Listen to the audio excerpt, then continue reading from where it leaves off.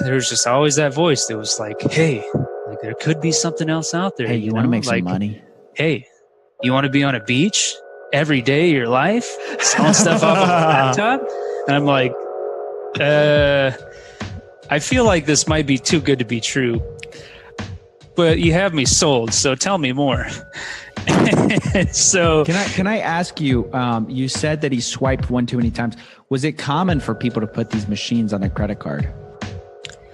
Oh yeah. I just had a chill go down my spine when you said that. Get the machine. Like, you'll make the money back. You got to believe. You have to swipe it, baby. Swipe it down, baby. Yeah, that's exactly how it was. Welcome to Fake Guru. Welcome to Coffeezilla. Today we're talking about Kangen water. We have Eddie here. You wanted to come on and tell us your experience. So tell us what's going on. All right. Well, thanks for having me on your wonderful show here. Sure thing. I guess I'd like to start off, once I kind of realized, for the most part, like what a scam was, the Nigerian prince and, all those things, like it seemed like you could kind of stay away from that. But like the smarter the scammer became, the more difficult it was to deter. They've evolved, dude. They've evolved. They have. And that's the hardest thing to like, sometimes you just, I don't know, they're in the same skin, you just can't pick them out all the time. So for me, when I transitioned, out of the military, I started. Well, wait, let's start with a little background. So you were in the military. Oh yeah. Right? So I was in the military, and I was in the military for a couple of years. Mostly branch? Army. Yeah.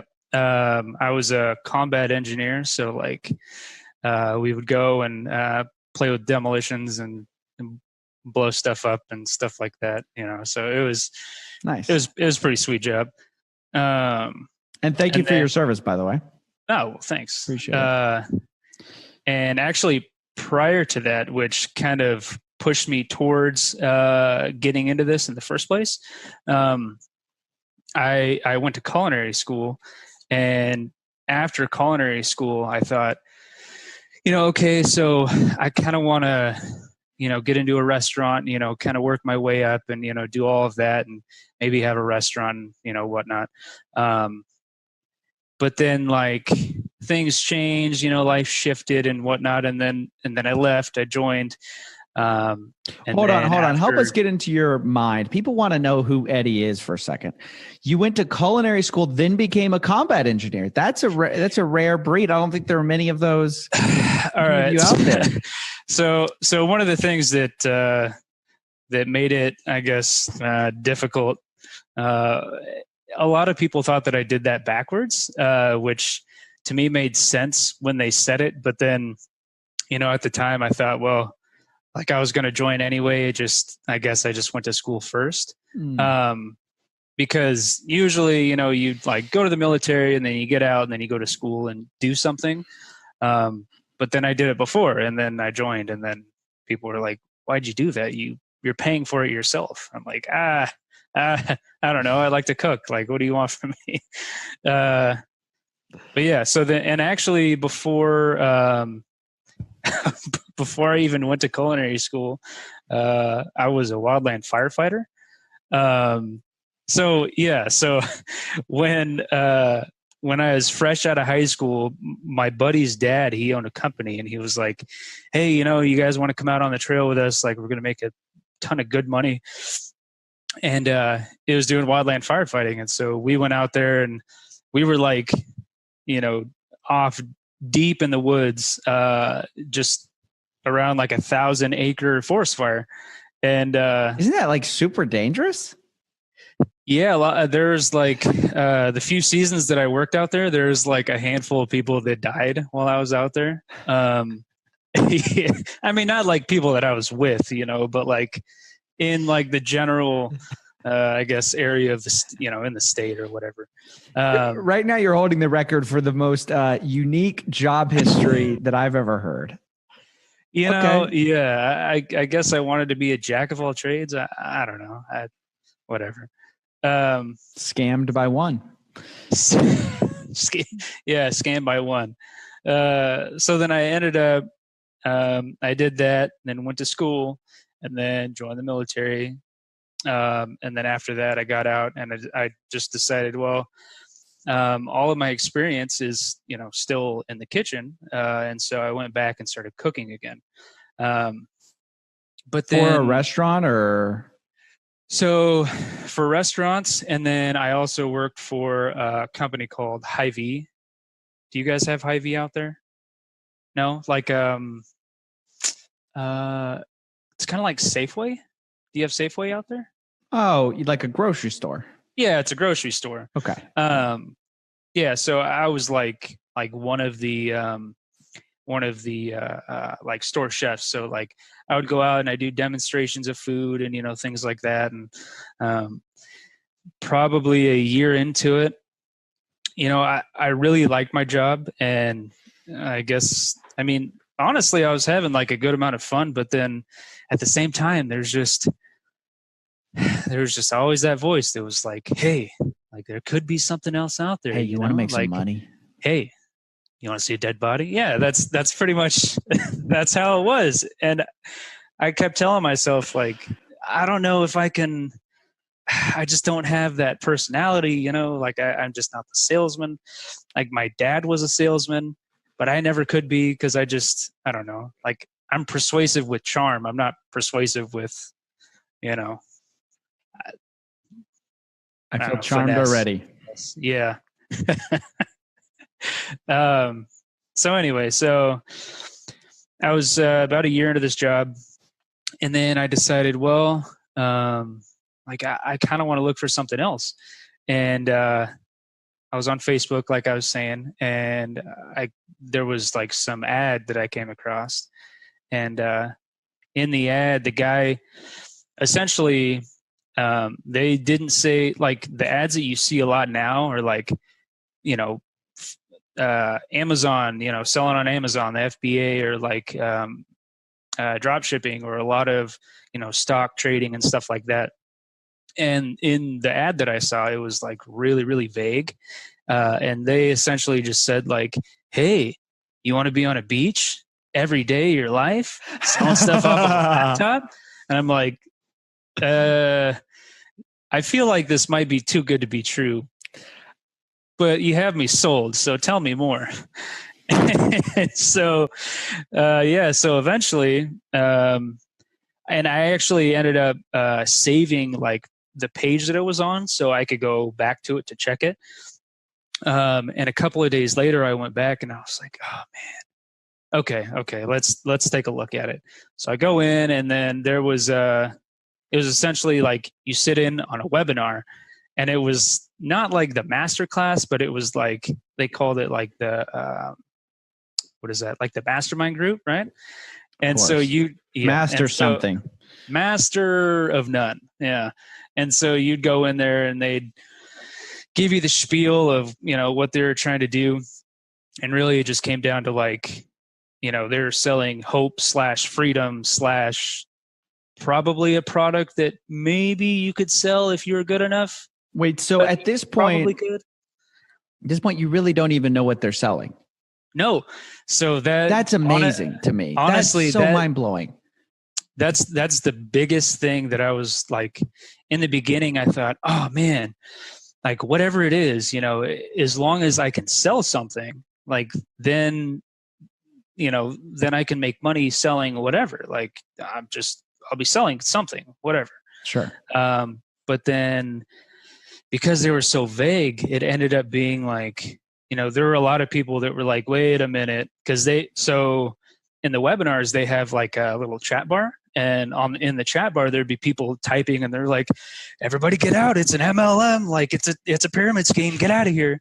And the people running the, running the video, they're like, all right, if we see anyone say pyramid scheme again, like we're just going to start banning all of you. We're going to have to close this chat down. No way. It was like, that's a bad sign. Whenever you have to censor the comments to say, don't say pyramid scheme. Yeah. That is a very bad sign. Yeah. It didn't make any sense because like when they were saying that, they're like, they started calling on some of the other people that were like already in it. They're like, hey, go there and shame them. Like, get them out. Like, they can't be doing that. Like, don't let them say that stuff. That's horrible. All of us innocent people, right? All of us hardworking, innocent Americans were like, hey, like, can you just tell us what we're selling? Like, tell me what it is. It's so funny because like that is such a uniquely MLM thing. Like I can't think of another product, even like gurus and stuff like that. They tell you what you're selling. Yeah. MLMs are so weird like that, aren't they? I've been to a few MLM seminars and trying to get them to explain their compensation plan and how you actually get paid is so convoluted. It's like pulling teeth. It's impossible. Yeah. And the crazy thing is, so like when I finally got to like the meat of it, right? The only time that you knew what you were going to sell is after you bought what you were going to sell. So you had to buy into it and then you could start selling it. Yeah. That's so weird, dude. Come on. Yeah. So I don't know. I don't know how much of a fool I was. Probably good enough of one, but it ended up that I got on a call and it was pretty much an interview, and the guy that I talked to, he made it seem like it was an actual interview, you know? And so he was talking about, oh, hey, like, are you sure that you can commit to something like this? Like, this is really going to change your life, man. Like, this is going to be crazy, man. Hey, Eddie, are you sure you can handle this much money? I don't know if you can handle it, man. I don't know if you can handle so much money in your pocket. Be careful, because some people say, yes, they're not ready for this level of money. It changes people. And you're like, you fly your own personal jet. Can you do that? Yes, I'm up to the task. Let's do it. So, so I get through the phone process, and finally, they give you the spiel of like, okay, we have this line of products. You can purchase one, which was it was called the Ukon, which essentially was just a pill, like a supplement pill. To be clear, you've now figured out that it's Kangen water. You've looked this thing up. So no, because as he was selling it to me, like in the phone call, the only time that I found out what it was as he was like, hey, look at this. And then he started shooting all these facts, and it was a 25-minute phone call. And so he pretty much made it seem like, he gave the scarcity mentality, to me, like, oh, hey, we only got this, much time on the phone call. Like, we really got to get through this. And so when he explained what it was, then like, that was the first time that I even knew what the product actually was, when he told me what I was buying. And so that's so bizarre to me. And when you got pitched this, had you ever been pitched an MLM before? Like, did you know what you were dealing with? Have you ever been in an MLM? So honestly, not exactly. So in the beginning, I thought, I thought that I could, like I said before, like stay away from, scams like that, or, the Nigerian prince type of deal. Everyone thinks that. And see, that's what I said. Once they, evolve and they know what to push on you, what to look for, then they kind of know how to sell it to you. Yes.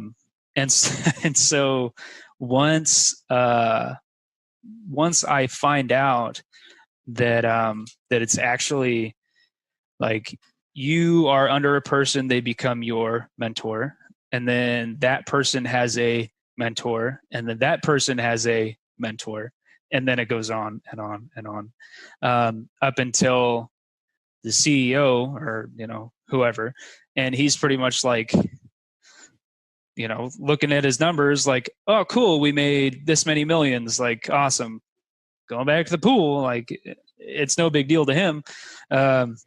But for all the people like, underneath, especially the people starting out, then it's like, it just seems like an impossible, hill to climb, because like nobody's going to buy the machine. Well, many critics of MLM would say that is by design. It's to make money for the people at the top and not much money for people at the bottom. Yeah. And like 99% of people in most MLMs don't make money. I mean, there have been studies done on this. And, at this point, when you buy in, you're just looking for a way out of what you're kind of like humdrum job. And you're thinking, I got to find a way to make more money, or. So pretty much, yeah. Like I was actually freshly married at the time. And so then I was like, these details, dude, you're so slow to give details. I'm sorry. Okay. I'm sorry. Are you still married? No. Okay. Yeah. So is there any relation? I'm sorry to hear that, by the way. Is there any relation, or it was totally separate issues? What do you mean? Like between the MLM and things not working? Oh, somewhat. And really, I mean, yeah, really, it kind of put like an unnecessary stressor on a lot of things, I feel kind of bad for asking. We don't have to talk about it if you don't want to. No. It's cool. So really, because, so freshly being married, and then I was like, man, I really need to figure some stuff out and try and take some, find a new avenue of, making that sweet millionaire bank, like however I can, which obviously doesn't exist like that. But I was like 24, so I was like, okay, yeah, I can do this. But so I buy into it, and once I do, then really the price of things and like all the costs for the products and stuff like that, like it all kind of starts to escalate, right? Once I get to the point of breaking like the $2,000 threshold, it became like, okay, I kind of want to pursue this full time. And so I left the job that I had. Wait, you spent $2,000. Right. And you quit your job because of that. Sorry, I don't mean to laugh. No, not because of the $2,000, but because of like I felt like I needed to spend more time on. Oh, you were committing. Right. I was just committing more, of myself to it. And so what I pretty much did was. Did your team tell you to do that? Your little hype team that was with you? They were like, hey. Oh man. Eddie, quit your job, Eddie. You're not going to be serious until you quit your job, Eddie. You should have seen some of the chats, man. So some of tell me about them. Tell me about them. So some of it was like, so people will come in fresh, and like even it's so weird because like even only being a few weeks into it, somebody new comes in and they're like, welcome this person, like they just bought in at this level or whatever. And I'm like, oh man, they don't know anything yet. Like this is, I can't wait. And the worst part is I still didn't know anything. Like, what did I know? Nothing. We were all dummies. But in the chats, a lot of the time it was like, oh yeah, man, working to fire my boss. Like that's the whole point of, doing all this. Financial freedom for everybody. But then slowly, one by one, sure enough, people start kind of dropping off, and people are like one guy became homeless and he was living in his car, and then like he just wasn't on Facebook anymore. Like he was just gone. Like I don't know. Like he was just gone. Did he drink too much Kangen water? What happened to him? I don't know. My best guess is he swiped one too many times and had no swipes left, and really? And was I feel like sometimes in times of desperation you'll kind of do whatever you need to right. keep making yourself believe that it's going to work. Right. And in some of the webinars, it was funny because they would do this thing where they'd be like, hey, you got to figure out like how, we need to sell, like we need to do this, we need to keep bringing people in. Like that's how you build your team. That's how you build wealth. And everything, by the way, was based on this like crazy system where you'd go from like, it was an alphanumeric system where you'd go like 1A to 2A to, so on and so forth up to like 6. And then they'd start mixing in dashes and stuff. And it was like, there were a lot of levels, to climb up to. But apparently like at the top of the mountain, you would get a check for the rest of your life, even if you just stopped selling stuff. So everyone was trying to shoot for that. Right. Can I ask you, you said that he swiped one too many times. Was it common for people to put these machines on their credit card?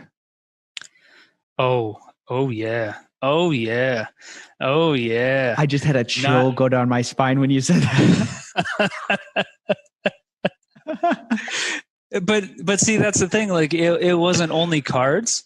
They were like, they would try and get you to just like take out loans too. Like any way that you could run credit, get the machine. Like you'll make the money back.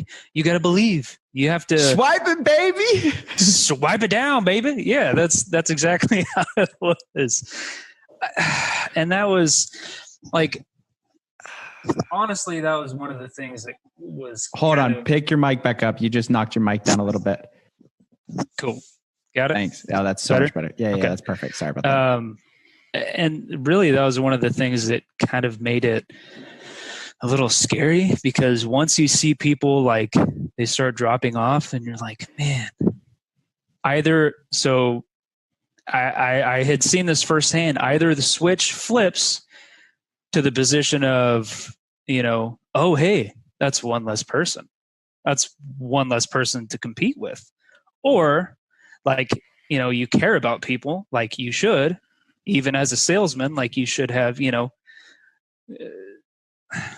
any kind of, human feelings left in you, not just in it for the money. Do you feel like there wasn't a lot of human feelings at the MLM, like a lot of cutthroat behavior, or what? So later on into it, I found out that some of the people ended up getting kicked out because, so once I got into the group that I was in, it was a community of like 1,500 people or something like that. So pretty good size. And they were working on this software where you could go in and you could like do courses and like watch videos, and they do tips and whatever. And once people started seeing that was picking up, some of the people that fell off of that group started trying to like cross recruit some of those other people to do their own thing. And once they started doing that, then, it was the top sellers going at each other. And then we're down here like, we just want to sell something. Like, what's going on? And they're telling you, move over here, come over here where the money is. Exactly. And they're just trying to pull you. I just saw that with FutureNet, where this guy, Ryan Conley, was kind of accused of cross promoting. He denies it, of course, but I have to say that it's an allegation. It's just an allegation. But I do feel like a lot of the people who you find that really do well with MLMs, it's not their first MLM. It's not their first rodeo. They've been doing it for a very long time. And they usually are dragging kind of people with them from thing to thing. And that's how they build up their network, is like being like, hey, you guys who were with me at that like MLM over there, that failed MLM, come over here. And so maybe it was that people at the top were jumping ship or something. Like they felt like, oh, we're going to go here, see if we can make some money here. Or, because how many water machines can you sell? Isn't that the problem with this? Like Herbalife, you can sell shakes for days. You can sell shakes forever because people keep buying shakes. With the water machine, it seems like you buy one, you're done, right? Right. So the one thing that it seemed like they kept doing is like they would go and they would sell. They called it. What did they call that? The trifecta. They called it the trifecta, and that was essentially buying into. There was a mobile water machine. There was a machine that you'd put in your home, like a stationary one, and then the pills, and you could just take those wherever, you know. And once you bought in at that, you would jump up one full level, but at the same time, like they made it seem like everyone needed these machines, you know, like that's the lie that you've been fed. And for some people, that's the lie that they kept eating. Like that's. So you really weren't complete with just $1,000 water machine. Actually, let's talk about how much they cost with that. Cause I'm not as familiar with how much they cost. I know they're kind of expensive, but why don't you tell everybody? Yeah. So let me, I don't know why. I still have my charts. So let me, let's see here. Where are we at? So maybe you're still holding on to hope. Come on, Eddie. Be honest. Holding on to hope. What am I, a hope hoarder? Maybe. Some people are, dude. Some people are. Yeah. You know, you're right. That is definitely one thing that, oof, God. Yeah, I remember these. Okay.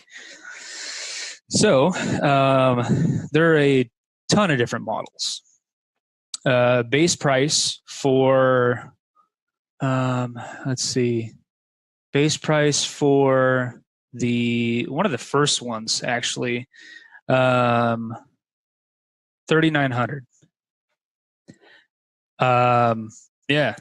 Just to get you in the door, huh? See that face? Yeah, that was the face that I made. Yeah, 4,000 to get you in the door. 4,000. Yeah, that just gets you your like first couple of chips. You know, they want you to keep playing the tables. That just wets your tongue. I mean, that doesn't that doesn't quench your thirst there. No. But that's if you what do your want to first quench drops your thirst, of a Kangen.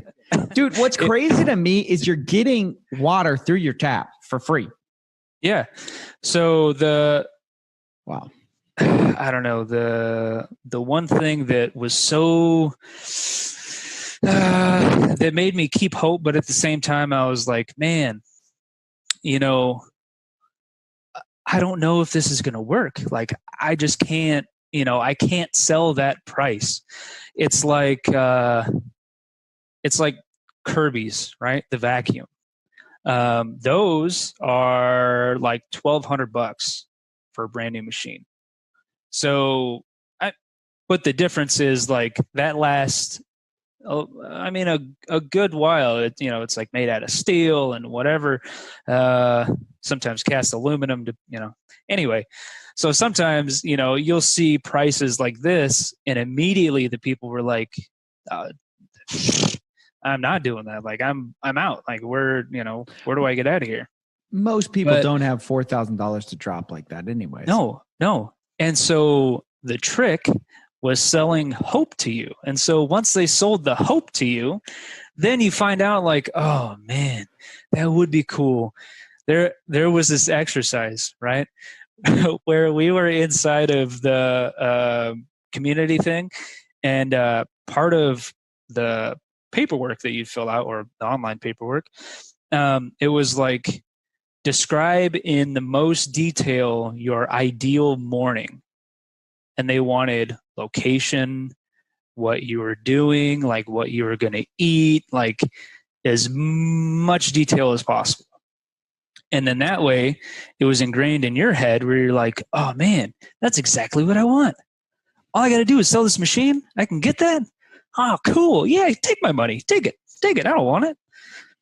Give me freedom. Right, I got it. Because what's $4,000 if it means you're making $10,000 or $20,000 or $100,000? Yeah, and the terrible thing is, like, the promise of that being non-existent ended up falling on all the people, because it became like, well, if I can't sell this, like, that's on me. And there were some people in the community that made that very clear, where they were like, I mean, you just got to sell. Like, I don't, you can watch all the videos you want, but until you sell, like, I can't really help you out, man. Hey, how hard is it really to sell 4 units a month? Come on, Eddie. Oh, Easy. yeah. Easy. 4? No. 6. You need 6 out the door. Oh, God. They always do those stupid equations that sound plausible but aren't plausible. Like if you talk to 10 people a day and one of them buys, all you have to do is do that 6 days in a row and you got 6 sales. Isn't it so easy? Isn't it that easy? Yeah. That's what sales trainers and sales managers always do. They always use that stupid math. It never actually works. It's never that you talk to 10 people and one of them buys. It never happens. No. It's like in their mind, in a perfect world, they go 10 for 1. They're like, 10 no's, 1 yes, And if you get 10 no's or like 11 no's, big deal. You go on to the next 10. You'll get 2 yeses at the end of that. And what a lot of people need to understand too is that not only is this an expensive machine, I've done a little bit of research, by the way. Yeah, good. It's also competitively outpriced by everybody else in the market. So it's not just that it's an expensive luxury machine. A lot of competitors, they allege that they're doing very similar things, if not more, at a lower price point. So it's hard to sell that. No matter how good of a salesman you are, at the end of the day, if it's the same product for less, people just go with that. So I think you're right that it has to come down to the hope, because what else? What's the other advantage besides that? And that really is what I've noticed from MLMs. They're sort of the good salesmen, the people who succeed are masters at tapping into the hope, you shouldn't be satisfied, you can do better, and with us you will do better, right? They give you that vision for the future, even if it's not plausible. Right. And that's definitely the selling point that they always had, was an idea, like the possibility. Because at the end of the day, you think about it like, well, man, if I get laid off for whatever reason, which, a lot of people get laid off for almost no reason, right. A lot of things happen. Mm-hmm. And so they kind of instill that fear into you almost, where you're like, well, I mean, if I get laid off, I'm screwed. I need to start looking and doing something. Why not start here? This is a great opportunity. Sure. You got the paperwork for a loan though? Because, I need to apply for one. I don't have that cash. And unfortunately, a lot of people went down the financial tube because, one second here, because not only did they buy that first machine, they bought that second machine, which, let's see, there are a couple of machines that they have. Actually, you know what? I misspoke last time. So this is the mobile machine, which is $3,900. Your stationary machine, the K8 Kangen, is $4,900. Along with your yearly subscription to your supplements, and that's another maybe 1,000 depending on what you get.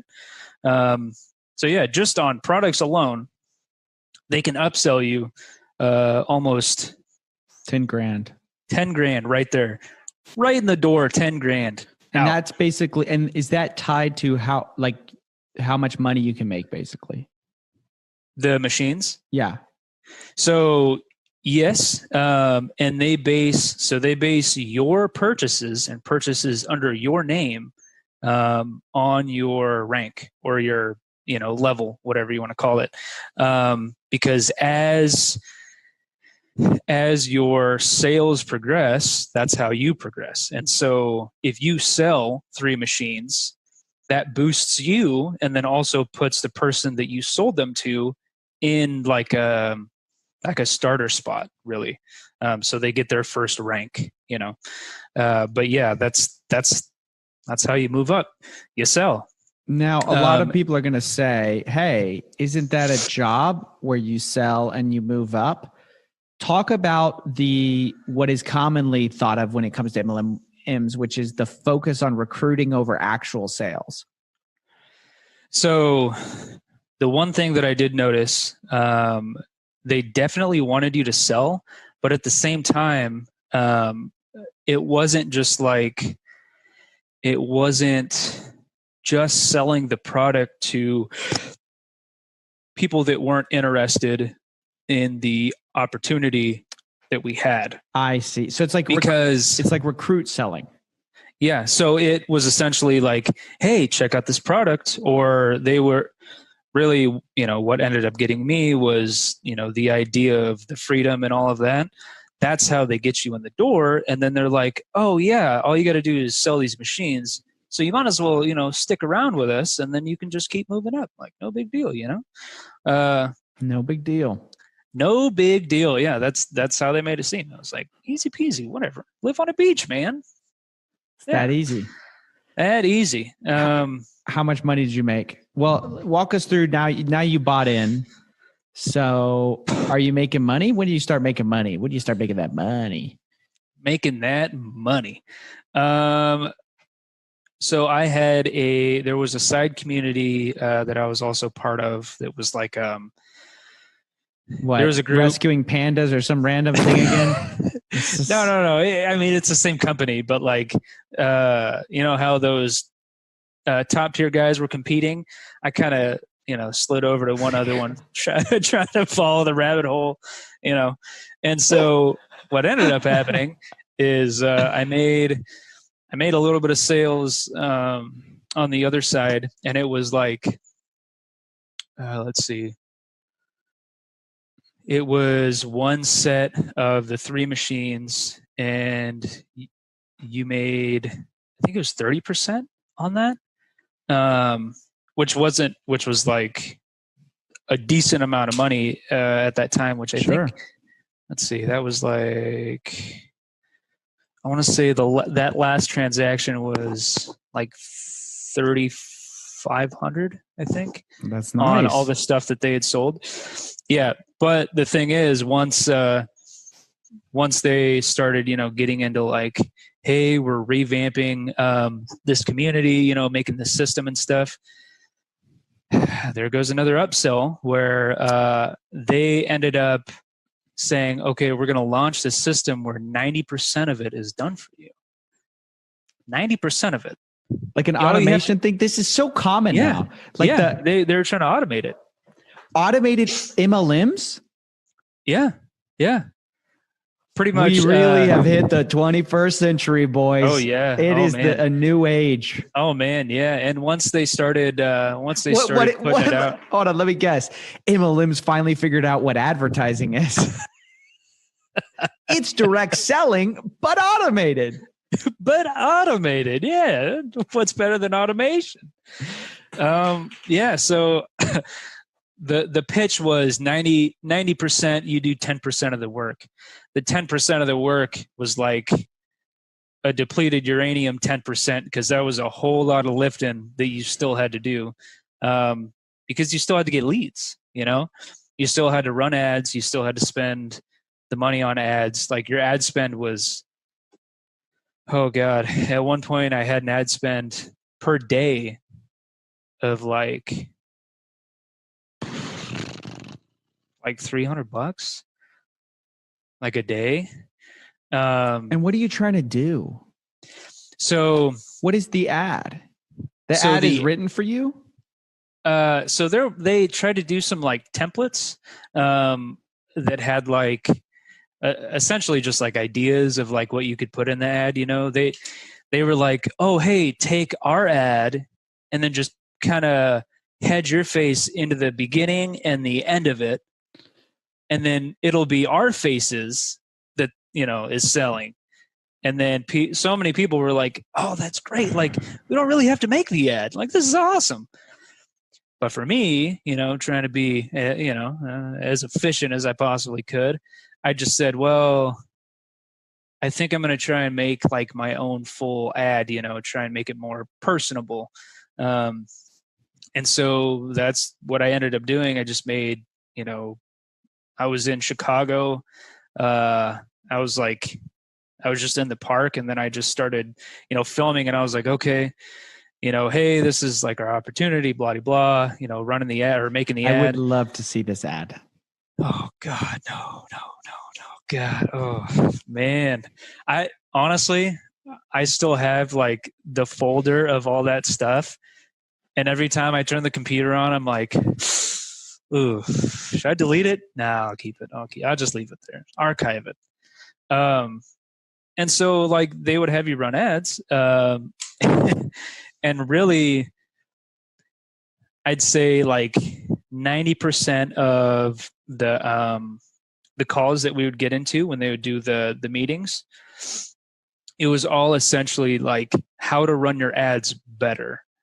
So trying to get you more efficient, right?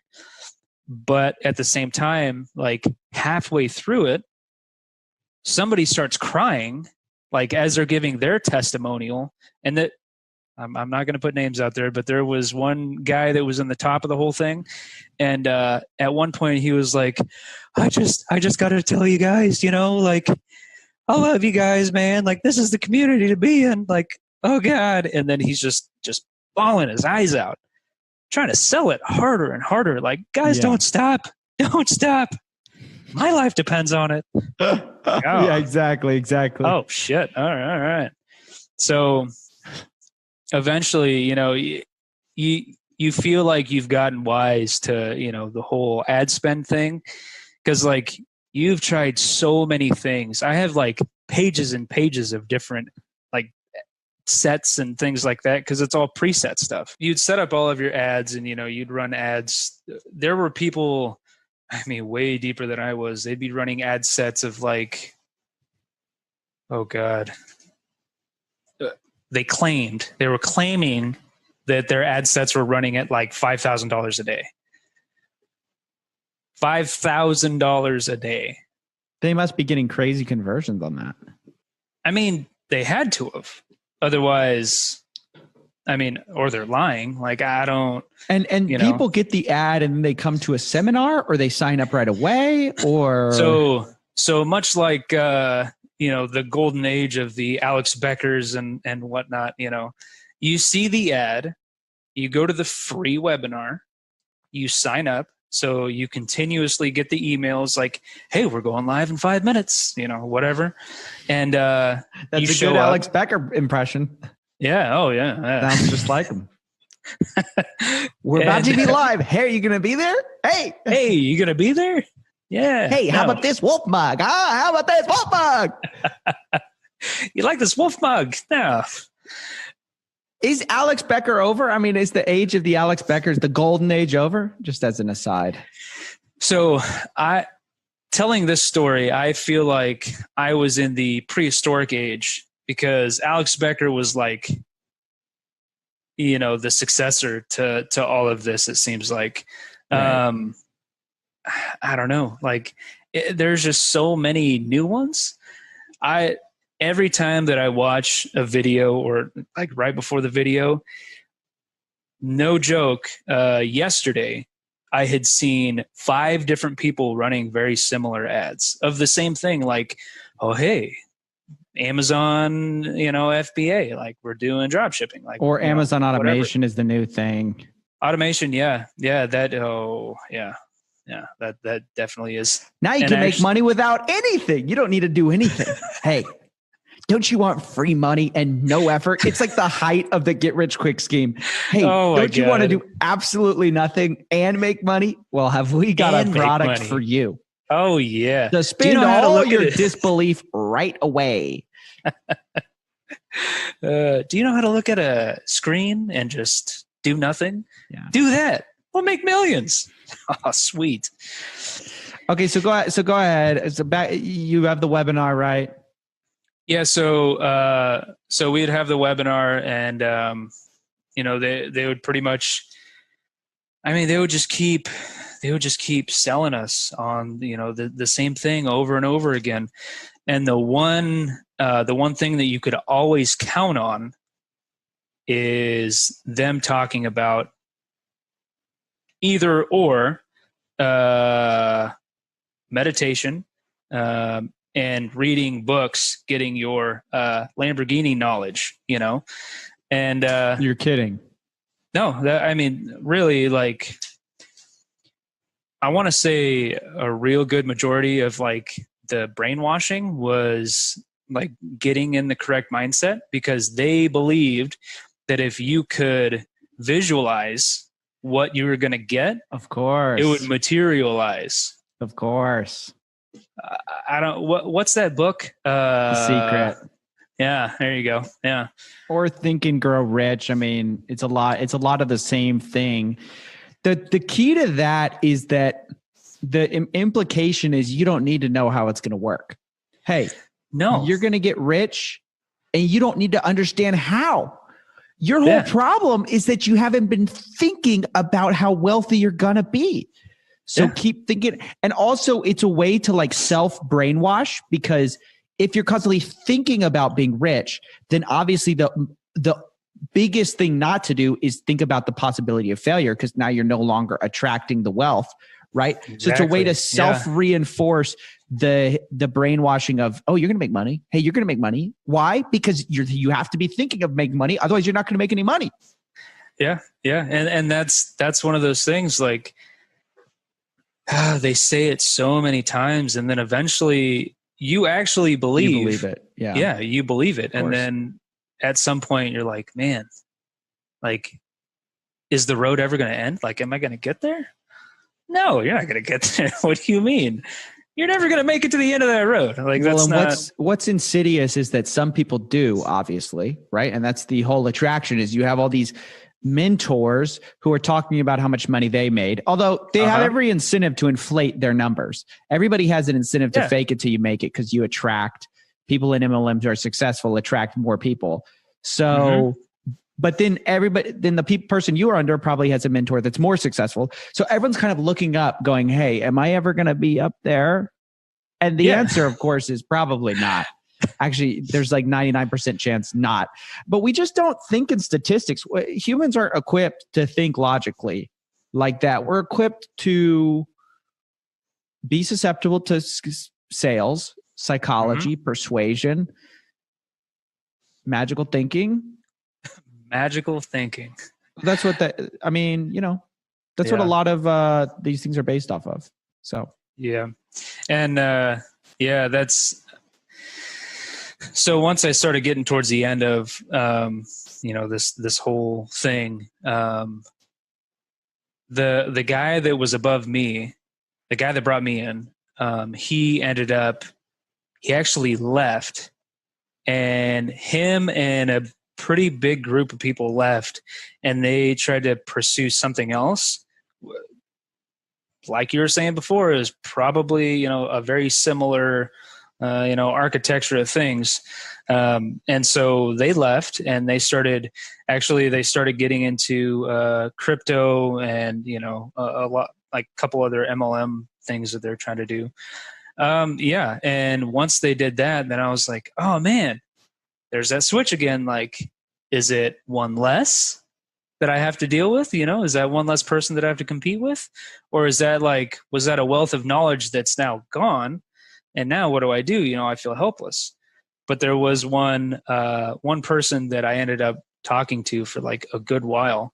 And he was like the most upfront person in the whole thing.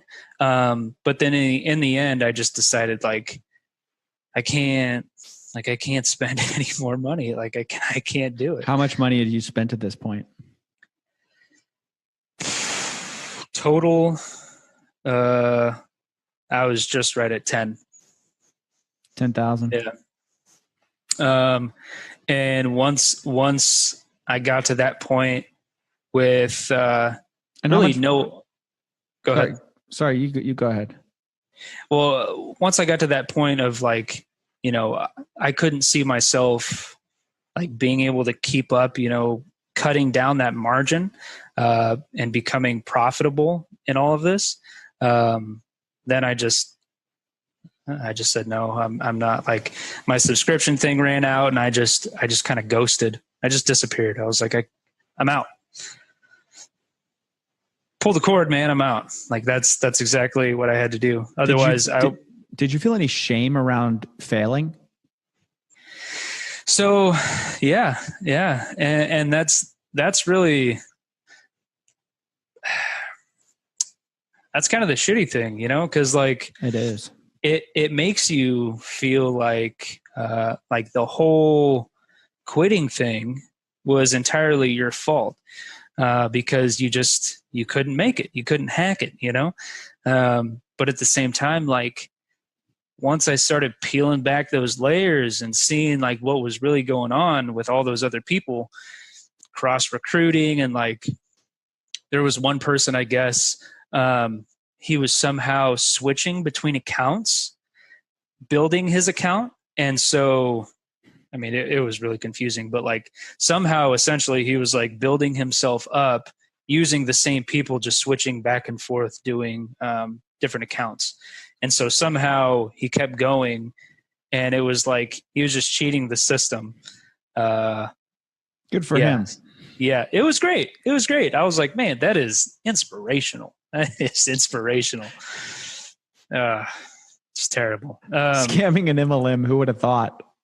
Who would have thought, right? And a few of those people ended up getting kicked out. It really is, though, a pernicious thought that when you leave, it was your fault, because the whole time you're kind of encouraged to talk about people who also fail and drop off the map as sort of being inferior for their failure to keep up, I guess, or like push on. You know what I mean? Right. Yeah. So then when you fail, then you feel like, oh man, this is all my fault. I wasn't good enough. Yeah. When in reality, the system is just messed up. Yeah. I mean, it's not designed to succeed or make you money. Yeah. You were set up in the beginning, in the very beginning, almost 100% of the time to fail. Especially through that structure, you know. I mean, and to the people who say like, you know, I don't know, it's just the wrong MLM. You know, it's kind of like saying, you know, hey, we've never tried communism, kind of thing. Like it's like the true form of MLM has never been really tried. Oh man, I'm half Cuban, so I really have my grandparents especially instilled in me a hatred for that argument. Of like the no true communism thing. It's kind of funny. They were like, no, we've tried communism. No, it's not cool. But there's this guy, Robert Fitzpatrick. I talked about him when I did a MLM video back in the day. He talks a lot about how mathematically MLM sets you up to lose. Just if you run the numbers on the structure, the commission payout structures of MLMs, not only can everybody not make it, the majority of people will not make it. The vast majority not only will not make it, but will lose money. It's something around the range of 95 to 99% of people will lose money with an MLM. Yeah. Which means it's not your fault, though. That's what that means. That means it's not your fault. It's not for lack of trying. It's statistics. People want to ignore that statistics like matter and count. Yeah. Yeah. I mean, realistically, if you look at it, you know, from the numbers aspect, like you really can't win. Especially when you have, you know, some crooked sellers that are doing, you know, somewhat shady things. Like then you especially can't win, because then they're just setting you up to fail even harder. Right. And how do you combat that? You can't. They're just like, they're the ones that are kind of in charge of, you know, I don't know.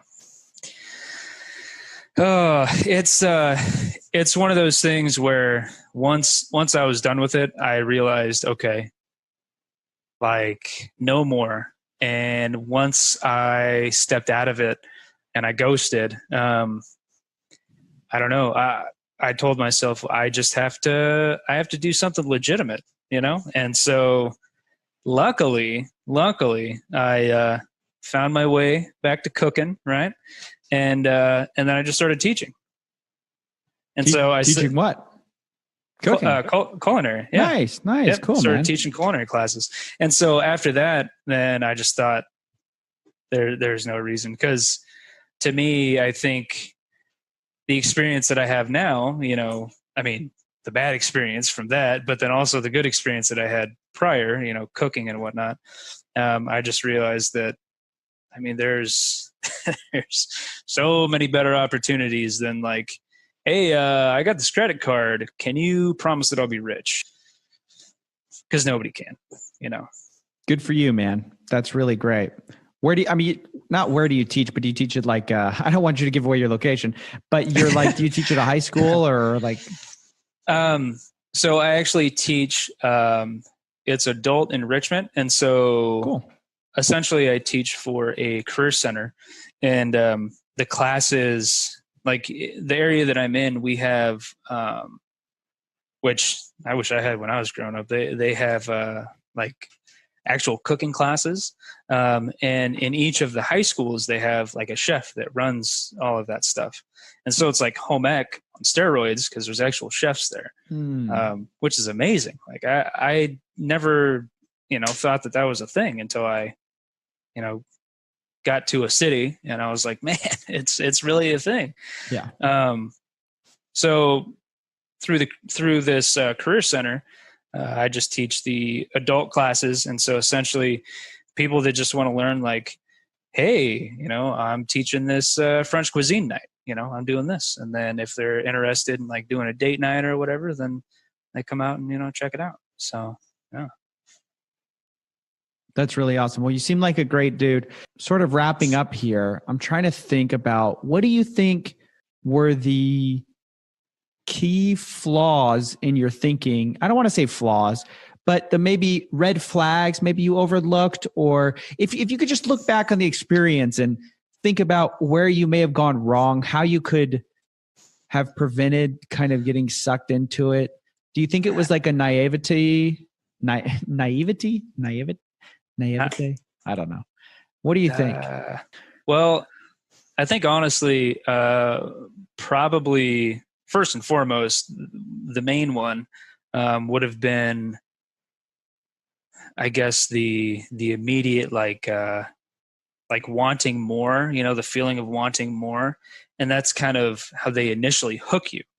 Of course. And so feeling like, once you get complacent, then you're like, oh man, like the possibilities, I could do this. And they let you believe that, like they feed it to you, and you'll eat it up. And that really should have been one of the first red flags. But then after that, it was like you had to pay to play. Now, if you were investing in a company, like, making actual investments, I guess that makes sense. But at the same time, like, this wasn't that at all. Like, it was sales to make sales. You're paying to get a job. Yeah. Yeah. Welcome to McDonald's. So we'll keep half your check. Because you have to be your customer. Because every time you leave, you have to buy a burger. And then the person who came in for their shift is going to cook you that burger. And then when you come in for the shift, they're going to leave and they're going to order a burger and you're going to cook them that burger. Never-ending cycle. It's a genius system, guys. It makes so much sense. It's ingenious. Look at that. So probably that. And then really the mindset thing was, I think, to me, the part that threw me for the biggest loop, because they try and get you to think like something has always been wrong with your mindset, like as a person, and they're trying to. Right. That's why you're poor. That's why you're poor. Exactly. It's like rich dad, poor dad, like they're just trying to get you. You got to believe that you're going to be rich, And do you know that rich dad was never a thing? Like the rich dad, poor dad, the book, right? And he has like a rich dad, poor dad. He never had a rich dad or a poor dad. Later, he said that he made them up. They're more like Harry Potter characters. That's what he said. Oh man, I didn't know that. He's waffled back and forth about it. Like maybe he's kind of like, well, maybe there's a rich dad and maybe there's a poor dad. But at one point he's like, well, why don't we just think of them more as Harry Potter characters? And everyone's like, no, that's if they're not real, doesn't that defeat your whole book? Oh and mind you, Robert Kiyosaki's the guy who's like, your network is your net worth. Oh my gosh, dude. Terrible. Oh man. He has done, in my opinion, he's done a lot of harm to people who believe now because of his book about multi-level marketing that, oh, that's the way of the future. Because Robert Kiyosaki said it, right? Yeah. He's got some crazy ideas. Now you're kind of happy doing the culinary thing. You got any big plans for the future? Yeah. So now, I've been trying to transition into more of a digital classes. The only thing is, there's so many people on YouTube, you know, that have so many, like, making whatever, anything really. And so to me, the only way that I can really succeed doing that is selling my personality. And that's a lot of times I feel like channels that do gain traction, it's because that person's likable, or, you know. That's why we're never going anywhere, baby. Oh, geez. No. That's why we're staying at the bottom. No, you're a dime. You're a dime. Hey, do you have a YouTube channel? No. Soon to come. Come on. Why don't we start your YouTube channel right now? Are you going to do a cooking YouTube channel? I mean, yeah. You know what? Dude, cooking makes so much money. The cooking channels, they're banking, dude. Just making some stupid, like, tofu once. They shoot it nice. Everyone loves it. I watch it. Hey, yeah, I mean, I mostly just shoot all my stuff for, like, Instagram and stuff. If you were to name your channel, what would it be right now? Give the people a name that they can follow right now. Because by the time this is live, you're going to have made a channel that's called this. Go. The Bigger Plate. Ooh, I like that. But the interesting thing about that is it's not ER, it's AR, because that's part of my name. So I had to make it that way. All right. Make it difficult on the rest of us. Thanks a lot. I will leave a link below. Eddie, thank you so much for coming on. Thanks for having me. And I'm glad that I got to share my story. So hopefully no one else makes that same mistake.